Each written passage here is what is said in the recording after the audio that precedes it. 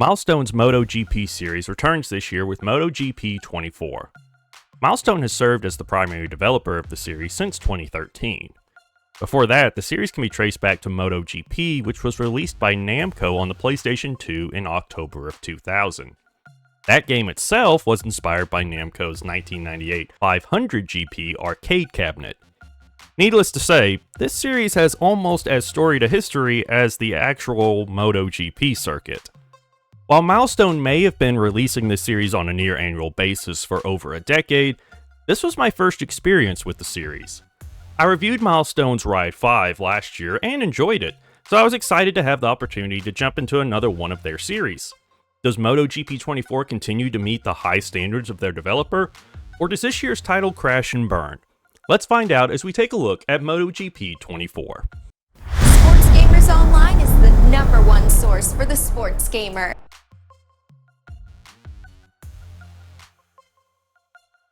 The first thing you'll need to do is choose your game experience setting. You'll get the chance to experiment with each of the 4 options: Simplified, Intermediate, Advanced, and Pro. As a newcomer, I started on Simplified, which has the new neural steering, neural throttle, and neural braking all enabled. I felt this was way too easy, and my bike was almost driving itself. I moved up to Intermediate, and now I couldn't even make a single turn. After messing with the options, I left neural throttle and braking enabled, but turned neural steering to moderate. This made it so I was now controlling where on the track my bike was going, but the game assisted me in braking so that I didn't fall over during every turn. I recommend everyone experiment with aids like this to find the combination that makes the gameplay experience most enjoyable for you. With this extensive list of options, you're bound to find a combination that fits your experience and playstyle. The new adaptive difficulty option also helped keep the gameplay challenging for me as my skills progressed. After a few races, this system will adjust the computer's racer's abilities to match your performance. During those first few races where the computer was gauging my skills, I was winning races by over 10 seconds.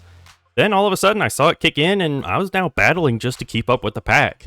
This helped me get better at the game because I could now pattern my play after how the computer was playing. By watching my opponents, I learned when to throttle, brake, and turn to stay up with the competition. Once you've chosen your settings and calibrated your difficulty, driving in MotoGP 24 feels incredible. It takes a fair amount of time to get used to controls and figure out when to time your turns. Once you figure it out, it's an amazingly satisfying experience. Seeing my bike hug a tight curve and accelerate out of it got me so excited. The effect the weather has on your bike is also incredibly well done. There are times when the weather will change either before or during a race and you'll have to adjust your bike setup to match the conditions. Sometimes a flag-to-flag event will occur, allowing you to return to the pits to swap your bike for one better suited for the new weather. Even when your bike is fitted for the current weather, you'll still feel its effects from time to time. There were multiple times I took a turn a bit too fast in the rain, and my bike would begin to fishtail. Most of the time, it led to a wipeout. However, the times when I was able to regain control of my bike and keep going were some of the most intense I've ever had in a racing game. I can't remember the last time any video game had me literally sweating from how invested I was, but almost every race of MotoGP 24 had me drenched.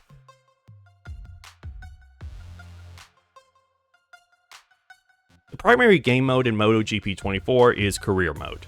The major new feature of the mode this year is the Rider Market. Career Mode begins with your driver in Moto 3, tasked with finishing up the final 3 races of the season. Players can choose to have the Rider Market first occur after these 3 races, after the next season, or have it disabled. With the Rider Market enabled, riders can change teams during the off-season. If you're in Moto 3, you'll also have the chance to move up to Moto 2, or take the big jump all the way to MotoGP. You'll also be able to view offers from the teams interested in you.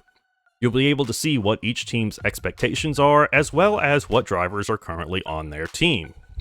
Once you pick your team, turning points and rivalries will reveal themselves during the season. These can include things like becoming the top rider on your team, or finishing higher than your rival in an upcoming race. You can also call out either opponents or teammates on social media. While this may not seem like much, it does add that extra bit of intensity to the races. I had never heard of a captain armband before playing this game. Then I had the opportunity to earn one for my team by finishing better than my opponent, and there was no way I wasn't going to get it. When you reach the midpoint of the season, you'll start to hear rumors about what riders will be looking to do in the riders market that off-season. You can decide then to start pursuing other opportunities. You can also stick with your team and look for options to improve it. Having good relationships with other drivers will come in handy in the riders market. Being respectful to them on social media will make it easier for you to join them on another team in the off-season. One other feature I really enjoyed was the guided setup option. This feature allowed me to tell my engineer what was wrong with my bike, and he would adjust for me to help fix the issue. I've always wanted to utilize the in-depth tuning options in racing games like this. However, I felt I would likely just be doing more harm than good. This feature lets me tune the bike how I want it without having to constantly test over and over what setting or option was the right one to be messing with. Outside of career mode, there aren't many other options in terms of modes. In single player, there are Time Trial, Grand Prix, which has you go through a full weekend for a single track, or Championship, which allows you to play an entire MotoGP season. There's also MotoGP Academy, which allows you to learn how to tackle every section of every track in the game. You can earn medals based on how quickly you finish each section. Once you've earned a medal in every section, you can try to earn a medal on the track itself. I can see some hardcore completionists dumping hours upon hours to get gold in every section of every track in this game. For multiplayer, there's private lobbies as well as live GP. In live GP, you compete against others online in unique events to try and climb the leaderboards and be the best in the world. It would be nice if there were more options, especially in multiplayer. It feels like once you get tired of career mode, there might not be much to keep players engaged.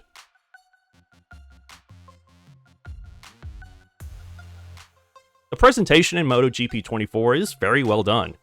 First off, performance-wise, the game ran incredibly well. I reviewed the game on my PlayStation 5 and had a super smooth frame rate the entire time. I didn't notice any significant bugs or issues during my time with the game. Presentation during races is simple but effective. I like the shots of all the cars and people on the track before the race. The camera shots from the bike itself when I'm either crashing or swapping out bikes are also really cool. The HUD does a good job of providing information without getting in the way of what you should be looking at, the bikes and the course. MotoGP 24 looks and sounds incredible when you're out on the track. Like Ride 5 last year, I had to leave the sound on for this game as the revving of the engines in straightaways and the rumble as you slow down around a curve was just too satisfying to miss out on. The courses look really good, and the weather effects and lighting help immerse you even more in the experience.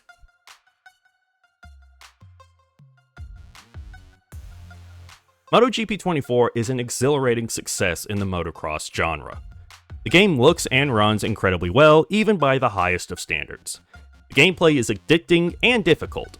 To make up for this, the wide range of tuning and assistance options make sure new players aren't chased away by the skill curve. Career mode is incredibly exciting. The rider market and turning point situations help keep the blood pumping both on and off the track. While a few more game modes would probably cause me to stick around a little longer, I can't help but appreciate my time with MotoGP 24. Well, that's going to do it for this video, everyone. If you enjoyed it, make sure to leave it a like and also subscribe so you don't miss out on any of our future videos. And remember, for all things sports gaming news and updates, stay tuned to Sports Gamers Online. I'm Brandon Satterwhite with SGO. Thank you for watching.